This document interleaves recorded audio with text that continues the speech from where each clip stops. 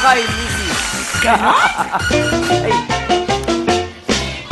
Kasama natin sa ating jackpot round si Eddie Flor. Eddie Flor, kanina nasabi mo na sa amin na sakaling manalo ka, Opo. ay kukuha ka ng panggastos, di ba, para sa speech therapy ng mga anak mo. Yes, po. And, well, now you are here. Nasa jackpot round ka na. Kita mo nga naman, ang lakas ng dasal natin, ano?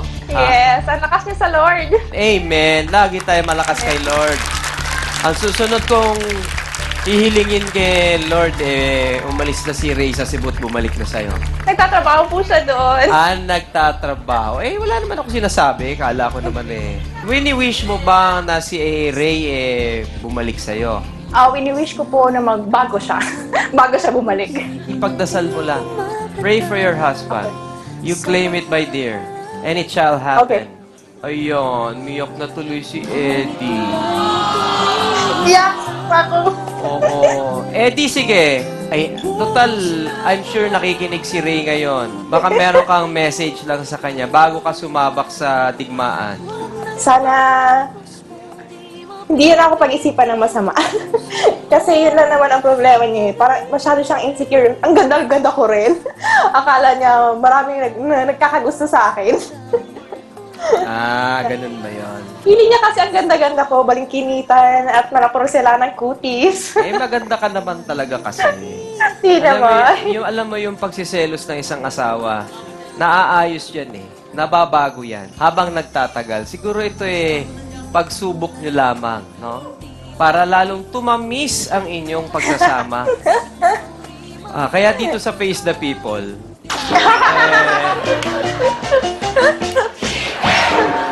Eddie Flor, ganito ang mangyayari Meron ka kasing choices, no? Pwede ka mag-wager or mag-all-in. Kung mag-all-in ka at tama ang sagot mo, we will multiply your winnings by 5. So your 13,000 will become 65,000 pesos. So, ano ba ang iyong desisyon? Wager ba or all-in? Ano ba ang maliit yung 13,000 na yan? Kaya kung ako sa'yo mag-all-in ka na. Ang sagot ko po all in. All-in! Okay, hinga ng malalim. Ito ang apat na posibleng tamang sagot. Kapitbahay, katrabaho, kamag-anak, showbiz. Ang tanong, pinaka-interesado ang mga tatay kapag ang chismis ay tungkol kanino? Katrabaho, sinisigaw,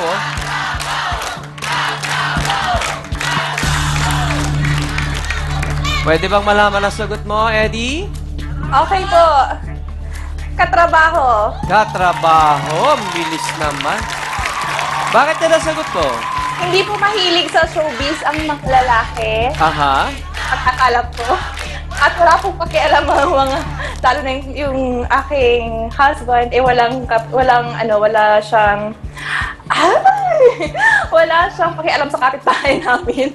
Bakit ka kinikilig? Hindi, kinakabahan po ako. Akala ko kinikilig ka. Gusto mo bang manalo ng 65,000? Opo, gusto ko. Ayaw mong matalo? Ayaw. Well, hindi kita matutulungan dyan. Gusto ko lang naman malaman kung gaano mo ka gustong manalo ng 65,000 pesos. Gusto. Eddie Flor, hinga ng malalim. Ang sagot, let's ask Pilipinas. Katrabaho! 50% ang nasabing katrabaho. Eddie Flor, nanalo ka ng 65,000 pesos. Any message, my dear? Thank you po. Thank you so much sa staff ng Let's Ask Pilipinas. Thank you po sa lahat ng pamilya ko at sa teachers ko po na nag-sub sa akin habang ako ay nag-audition. Si Teacher Shao, si Teacher May, si Teacher Rona, Donna, at Moisa, Eddie Flor, congratulations. God bless you. And your children. Okay, mga kapatid. Kung gusto niyo maging contestant, punta lamang sa www.tv5.com.ph. facebook.com/show/Let's Ask Pilipinas at doon nyo malalaman ang mga detalye. Like us on Facebook and follow us on Instagram and Twitter. Ako po si Ogie Alcacid mula sa game show na OA sa saya at OA sa papremyo. Ito ang Let's Ask Pilipinas!